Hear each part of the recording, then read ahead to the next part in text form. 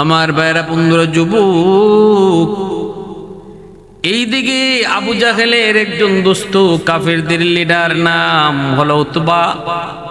উতবার ছেলের নাম হলো আবু হুযায়ফা রাদিয়াল্লাহু তাআলা আনহু। ইনিও কালেমা পড়ে মুসলমান হয়েছেন। এই সংবাদ আবু জাহেলের কানে আসলো। শোনা মাত্রই আবু জাহেল উতবার উপর খেপে গেল। কিরে উতবা, তোমার ছেলে কেমন করে মুসলমান হলো? জবাব দাও, জবাব। কেমন করে তোমার ছেলে কালেমা পড়ে মুসলমান হলো? উতবার ছেলে আবু হুযায়ফার উপর আবু জাহেল ক্ষিপ্র হয়ে উঠল। সে নিজেই যেন বিচার করবে, আর উতবাকে গালমন্দ শুরু করলো। বলতেছে, উতবা, তোমার ছেলেকে আমাদের হাতে তুলে দাও, আমরা এর দৃষ্টান্তমূলক শাস্তি দেব। দৃষ্টান্তমূলক শাস্তি দেব, তোমার ছেলেকে আমাদের হাতে তুলে দাও। কিন্তু উতবা কোনোভাবেই এই কথায় রাজি হয় না, হওয়ার কথাও না। উতবায় কয়, আমার ছেলে যদিও কালেমা পড়ে মুসলমান হয়েছে, কিন্তু ছেলে তো আমার ছেলেকে আমি কেমন করে তোমাদের হাতে তুলে দিই? চোখের সামনে সন্তান, কেমন করে রক্ত ঝরবে? আমার সন্তানের শরীর থেকে রক্ত ঝরবে, আর আমি বাবা সেটা সইব? এটা কেমন করে সম্ভব হয় না। আবু জাহেলকে উতবা, এখনো সময়, ছেলেকে আমার হাতে তুলে দাও। কিন্তু উতবা এই কথাতে রাজি হন না। উতবা এই কথায় রাজি হয় না। আবু জাহেলকে উতবা এক পর্যায়ে বলে ফেলে, ও আবু জাহেল, আমার ছেলের খবর তুমি পড়ে লও। আগে নিজের ঘরের খবর লও, আগে নিজের ঘরের খবর লও। কই কের খবর? কই তোমার আপন দুই ভাই সালামা আর আইয়াস, এরা দুইজন কালেমা পড়ে মুসলমান হয়েছে, এই খবর তুমি রাখো নি? আবু জাহেলের জন্য আসমান ভেঙে মাথায় পড়ল। মোটু জানে না, জানার কথাও না। কেমন করে কি হলো আমার দুই ভাই কালেমা পড়ে মুসলমান হয়েছে, এটা আমি নিজেও জানি না। আবু জাহেল অত্যন্ত ক্ষিপ্র হয়ে নিজের বাড়ির দিকে রওনা দিয়ে দুই ভাইকে যা ধরল, জিজ্ঞেস করল। এবার তারা আর ইমানের খবর গোপন রাখতে পারেন নাই। তারা দুজন জানায় দিলেন, হ ভাই, আমরা কালেমা পড়ে মুসলমান হয়েছি। শুরু হয়ে গেল নির্যাতন, আবু জাহেলের নির্যাতন, আবু জাহেলের চেলা চামণ্ডদের নির্যাতন।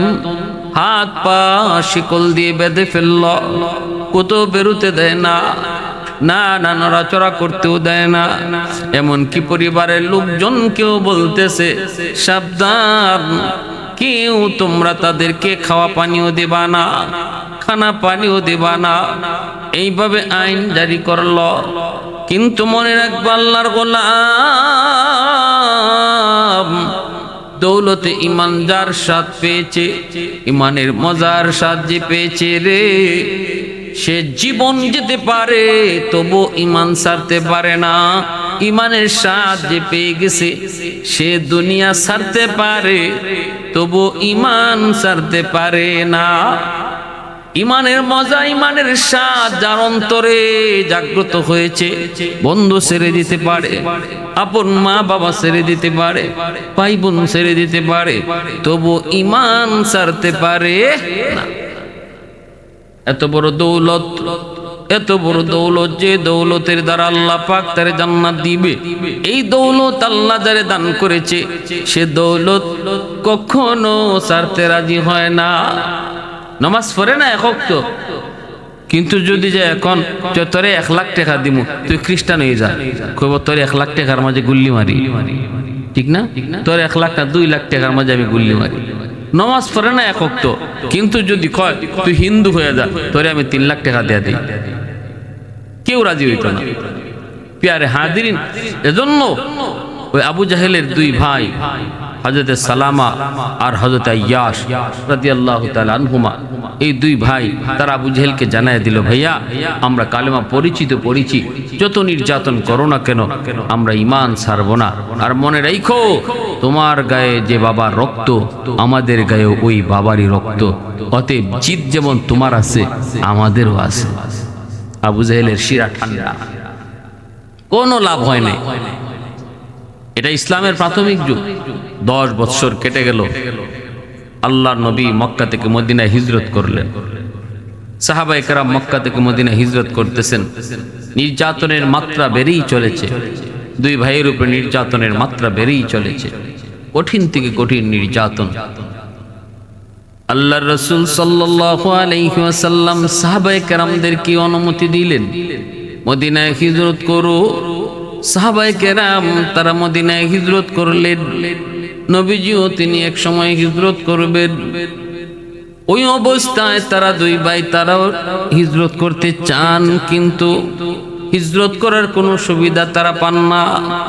কারণ আবু জাহেলের নজর, কঠিন থেকে কঠিন নজর ছিল দুই ভাইয়ের উপর, এজন্য তারা সুযোগও পান না।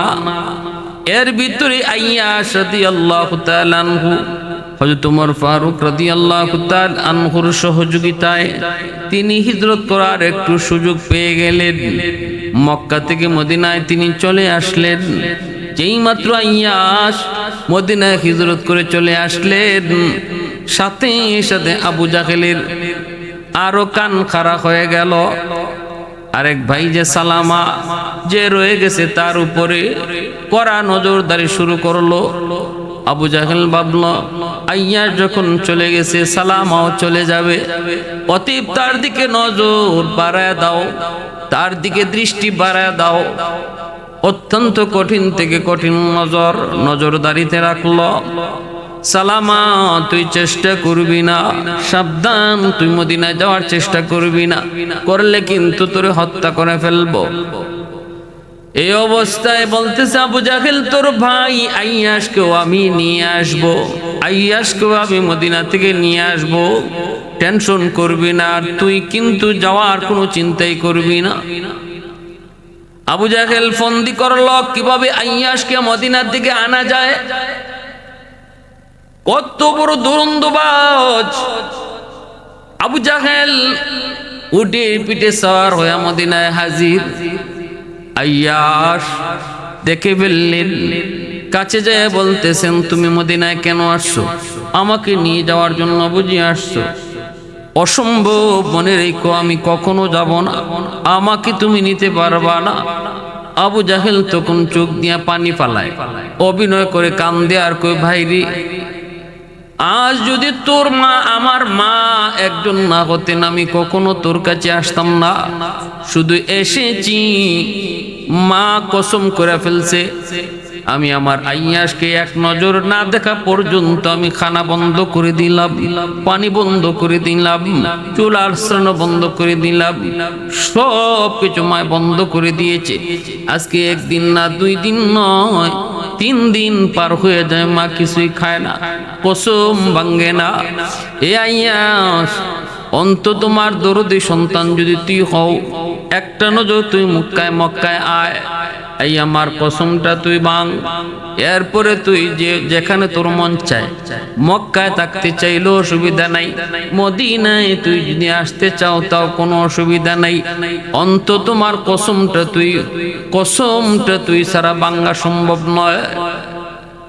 এই কথাটা বলা মাত্রই হযরত আইয়াশ রাদিয়াল্লাহু তাআলা আনহুর দিলের ভিতরে মায়ের প্রতি দরুদ উঠলো, মার কথা মনে পড়ে গেল। কারণ সন্তানদের ভিতরে আইয়াশকে মা বেশি মায়া করতেন, মহব্বত করতেন। একটু দুর্বলতা চলে আসলো, পাশেই ছিলেন হযরত ওমর, ডাক দিয়ে বলতেছেন, আইয়াশ তুমি তোমার ভাই আবু জাহেলের কথায় তুমি এতটা বিশ্বাসী হয় না, কারণ তোমার ভাই আবু জাহেল সে বড় চালাক, সে বড় বিশ্বাসঘাতক। তুমি যেমনটা ভাবতেছো এমনটা নাও হতে পারে। এটা তোমার মার কোনো বিষয় নয়, হয়তো আবু জাহেল কৌশল করে তোমারে মক্কায় নিতে চায়। তাই বলতেছেন, ওমর তুমি যা ভাবতেছো এটাও হইতে পারে, আবার আমার মা তিনি যে না খাইয়া রইছেন, কসম করছেন আমি না গেলে খাইবেন না, এটাও হইতে পারে, কারণ মার আমি হলাম সবচেয়ে মায়ার সন্তান, এটাও হইতে পারে। তবে আমাকে তো যদি তুমি একটু সুযোগ দাও ভাই ওমর, মন চায় আমি একটু মক্কায় যাইয়া আমার মারে একটু দেখি, মার কসমটা আমার দ্বারা যদি ভঙ্গ হয় মার জীবন রক্ষা হবে, আমি গেলে পরে যদি মার জীবনটা বাঁচে, শতবার আমি যাইতে রাজি। আর কিছু টাকা পয়সাও মার কাছ থেকে নিয়ে আসবো, আমি এখানে কতটা অভাবী এটাও তো তুমি দেখতেছো। হযরত ওমর বললেন, আইয়াস দোস্ত, তুই টাকা পয়সা নিয়ে চিন্তা করবি না, আমার অর্ধেক সম্পদ আর টাকা আমি তোরে দিয়ে দিলাম, কিন্তু যদি মার কসমের কথাটা তুই মনে মনে ভাবো, এটাকে যদি তুই প্রাধান্য দাও, তাহলে আমার কোনো আপত্তি নাই, আমার কোনো কথা নাই। তবে আমার মন বলে মার কসমের কথাটা আবু জাহেলের নিজের বানানো, তোমাকে ষড়যন্ত্র করে মক্কায় নিতে চায়, এরপরও যদি যাইতে চাও আমি বাধা দিব না, তবে একটা উট নিয়ে যাও, আমার এই উটটা বড় চালাক, অবস্থা যদি খারাপ দেখো আমার উটটা নিয়ে তুমি দ্রুত চলে আসতে পারবা।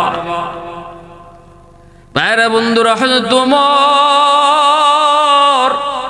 এতটা সহযোগিতা করলেন হযরত আইয়াস রাদিয়াল্লাহু তাআলা আনহু।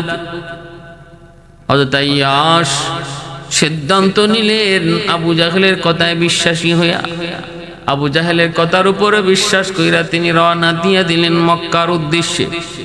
কিন্তু যেই মাত্র মক্কার সীমানায় ঢুকলেন তখনই তিনি বুঝে গেলেন এটা ছিল আবু জাহেলের ষড়যন্ত্র। মা অসুস্থ কথাটা সম্পূর্ণ মিথ্যা, মার কসমটাও মিথ্যা, এটা মক্কায় ঢুকা মাত্রই তিনি বুঝে গেলেন। দেখতেছেন আবু জাহেলের লোকগুলি দাঁড়ানো, যাওয়া মাত্রই তারে পাকড়াও করলো, হাতে পায়ে শিকল দিয়া তারে বেঁধে ফেলল। আবু জাহেল বলল, রে এ আইয়াস, তোকে আনার একমাত্র কারণ ছিল আমার এটাই, এই কথা বলা সারা তোমার তো আনন্দ যাইতো না, এজন্য তোমারে নিয়ে আসছি। এই বইলা কত বড় বিশ্বাসঘাতক আবু জাহেল, এত বড় বিশ্বাসঘাতকের পরিণতি, শেষ পরিণতিটা ভালো হয় নাই। আবু জাহেল শুধু নবীর সাহাবী, মুসলমানদের সাথে ষড়যন্ত্র করে ক্ষান্ত হয় নাই রে, নিজের আপন জনের সাথেও ষড়যন্ত্র আর বিশ্বাসঘাতকতা করতে বিন্দু পরিমাণ আবু জাহেল দ্বিধা করে নাই। আব্দুল্লাহ ইবনে মাসউদ রাদিয়াল্লাহু তাআলা আনহু সূরাতুর রহমান নাজিল হলো, এত সুন্দর সূরা। হযরত আব্দুর রহমান আব্দুল্লাহ ইবনে মাসউদ রাদিয়াল্লাহু তাআলা আনহুর কোরআন তেলাওয়াত ছিল বড় সুন্দর, এত মায়া নবী বলতেন না, ইবনে মাসউদ তোমার কোরআন তেলাওয়াত শুনলে আমার দাউদ নবীর কথা মনে পড়ে যায়। ও ইবনে মাসউদ, তোমার কোরআন তেলাওয়াতের কথা শুনলে আমার দাউদ নবীর কথা মনে পড়ে যায়। এই বললেন, যেই মাত্র সূরাতুর রহমান নাজিল হলো, আল্লাহর নবীর কাছে আব্দুল্লাহ ইবনে মাসউদ ডাক দিয়ে বলতেছেন, নবী গো একটু অনুমতি দেন, আমি এত সুন্দর সূরাখানা আল্লাহর ঘরখানায় কাবার সামনে যায় তেলাওয়াত করব, একটু মানুষদেরকে শোনাবো আমার মালিকের কথা। রহমান আল্লামাল কুরআন খালাকাল ইনসান আল্লামাহুল বায়ান الشمس والقمر بحسبان والنجم والشجر يسجدان والسماء رفعها ووضع الميزان ألا تطغوا في الميزان وأقيموا الوزن بالقسط ولا تخسروا الميزان والأرض وضعها للأنام فيها فاكهة والنخل ذات الأكمام والحب ذو العصف والريحان فبأي آلاء ربكما تكذبان প্রতিটা নিয়ামতের কথা আল্লাহ পবিত্র কোরআনের সূরাতুর রহমানের মধ্যে তার নিয়ামতের আলোচনা করে করে বলতেছেন কি তোমাদের ভিতরে এমন কি আছে যে আমার এই নিয়ামতকে অস্বীকার করবে, কি আমার এই নিয়ামতকে অস্বীকার করবে। পবিত্র কোরআনের সূরাতুর রহমানের এই আয়াতগুলো যখন হযরত আব্দুর রহমান ইবনে আউফ এই হযরত আব্দুল্লাহ ইবনে মাসউদ রাদিয়াল্লাহু তাআলা তিলাওয়াত করতেছিলেন, মক্কার মানুষরা এত সুন্দর ভাষা আর আল্লাহ পাকের এত সুন্দর কথাগুলো শুইনা দলে দলে দলে দলে খানা কাবার চত্বরে জমা হতে লাগলো। আর মানুষজন বলতেছিল, ঠিক বলতেছো আব্দুল্লাহ, তুমি ঠিক কইতেছো, আরো কও, আরো কও, আরো কও। চতুর্দিকে জমা হয়ে যাচ্ছে। ওই অবস্থায় আবু জাহেলের কাছে খবর নিয়ে গেল তার চামচা, যায় বলতেছে, উস্তাদ আপনি এখানে শুয়ে রইছেন, ওই দিকে তো আব্দুল্লাহ ইবনে মাসউদের কি ফরতেছে, আর মক্কার মানুষ যুব সমাজ সব যায় দলে দলে কাছে গিয়া শুধু খালি কই কি শুনাইতেছো, এত সুন্দর কথা, আরো কও, আরো কও। মনে হয় দলে দলে সব মুসলমানই হয়ে যাইব, তাড়াতাড়ি টেকল দাও। এই কথাটা শোনা মাত্রই আবু জাহেল যে অবস্থায় আছিল, এই অবস্থা থেকে সে রাগে ফায়ারে গুসায় খানায় কাবার চত্বরের কাছে আসলো। সাথে সাথে যে মানুষগুলো দাঁড়ানো ছিল, জমা হয়েছিল, আবু জাহেলকে দেখে যার যার মতো সবাই ভাগতে শুরু করলো। কিন্তু আব্দুল্লাহ ইবনে মাসউদ রাদিয়াল্লাহু তাআলা আনহু আবু জাহেলকে দেখলেন ছোট্ট বালক তখন, তারপরেও তিনি আল্লাহর কালাম সূরাতুর রহমান তিনি তিলাওয়াত বন্ধ করেন নাই, তিনি নির্বিঘ্নে একাই তিলাওয়াত করে যাচ্ছেন। আবু জাহেল কাছে যাইয়েই ওনার গালে একটা চর মারলো, এমন জোরে চোট দিছিল যে ওনার কান, একটা কান বধির হয়ে গেছে। এই কানে আর তিনি কম শুনতেন, এত জোরে পড়ে গেছেন। আব্দুল্লাহ ইবনে মাসউদ রাদিয়াল্লাহু তাআলা ছোট্ট বালক, কিন্তু এতটুকু বইলে আসছিলেন, তুই আমাকে আজকে যে আঘাত করেছ আল্লাহর কালাম তেলাওয়াত করার অপরাধে, আমার মন বলে কোনো একদিন আল্লাহ তোর সামনে আমারে জম বানায়া ফাটাবে, তোর সামনে আমি মৃত্যুর দূত হয়ে হাজির হব। এই বইলা তিনি আসছেন। সেদিন আব্দুল্লাহ ইবনে মাসউদের কান্না দেখা জিব্রাইল কাঁদছেন। সেদিন আব্দুল্লাহ ইবনে মাসউদ ছোট্ট বালক কোরআন তেলাওয়াত করার অপরাধে তারে আঘাত করেছিল আবু জাহেল। কান্না দেখে আকাশের ফেরেশতারা কাঁদছেন, আল্লাহ নবী কাঁদছেন, কিন্তু আল্লাহ কুদরতি হাসি হাসছেন। আল্লাহ কেন হাসছিলেন সেটা বোঝা গেছে বদরের যুদ্ধে। আব্দুল্লাহ ইবনে মাসউদ রাদিয়াল্লাহু তাআলা আনহু তিনি তো আঘাত পাইছেন, চলে আসছেন। আবু জাহেল টিটকারি মস্কারি দিয়ে চলে গেল। সেই বদর চলে আসলো। বদরের প্রান্তরে ছোট্ট দুই বালক মুআজ মুআওয়াজের হাতে আবু জাহেল যখন মাটিতে ধরাশায়ী, তখন ওই আবু জাহেলের কল্লাকে দ্বিখণ্ডিত করার জন্য আব্দুল্লাহ ইবনে মাসউদ রাদিয়াল্লাহু তাআলা আনহু তিনি হাজির হয়েছিলেন। বুকের উপরে ওইটা কল্লা আলাদা করবেন। আবু জাহেল কইছিল, আমার কল্লাটা গরিত লাগায় কাটবি, কারণ আমি নেতা ছিলাম, দেখতে যেন বড় দেখায়। গরিতে লাগাই কাটছেন। আর ওই কান, যে কান দিয়া যে কান ওনার বধির করছিল শিশুকালে, ওই বদলা নিতেছেন। কানের ভিতর দিয়া তলোয়ার ঢুকাইয়া এই কান দিয়া বাইর কইরা তলোয়ারের মাথার মধ্যে আবু জাহেলের কল্লা লইয়া আব্দুল্লাহ ইবনে মাসউদ রাদিয়াল্লাহু তাআলা নবীজির সামনে হাজির হয়েছে। আল্লাহর নবী তাবুর মধ্যে, নবীজি মায়ার নবী দেখেন আবু জাহেলের কল্লা। নবীজি দেখতেছেন আবু জাহেলের কল্লার পাশে জিব্রাইল বসে বসে হাসতেছে, মুচকি হাসছেন। নবী বলতেছেন, ভাই জিব্রাইল তুমি হাসো কেন? ভালো করে আমরা জানি বদরের যুদ্ধে 1000, 3000, 5000 পরম্পরায় ফেরেশতারা যুদ্ধ করেছেন। বদরের যুদ্ধে জিব্রাইল আমিন 5000 ফেরেশতার কমান্ডার ছিলেন। ফেরেশতারা সরাসরি যুদ্ধে অংশগ্রহণ করেছেন। এই আবু জাহেলের কল্লা যখন আব্দুল্লাহ ইবনে মাসউদ তার কান ছিদ্র কইরা নবীজির কামরার সামনে এসে হাজির করলেন, তখন নবী তাকে দেখেন জিব্রাইল আমিন তিনি হাসতেছেন। নবী জিজ্ঞেস করেন, ভাই জিব্রাইল আপনি কেন হাসেন? তখন জিব্রাইল কো নবী গো, যেদিন ছোট্ট বালক আব্দুল্লাহ কোরআন তেলাওয়াত করেছিল খানায় কাবার চত্বরে, আর এই আবু জাহেল যাইয়া ওনাকে আঘাত করেছিল, কানটা বধির হয়ে গেছিল। আজও আপনার আব্দুল্লাহ কানে কম শুনে। ওই দিন আমিও কাঁদছি, আপনিও কাঁদছেন, ফেরেশতারাও কাঁদছে, কিন্তু আমি ওই দিন দেখেছিলাম আসমানের মালিক আমার আপনার মালিক আল্লাহ পাক তখন কুদরতি হাসেন। আমি ওই দিনই মালিককে জিজ্ঞেস করেছি, আল্লাহ আপনার কোরআন তেলাওয়াত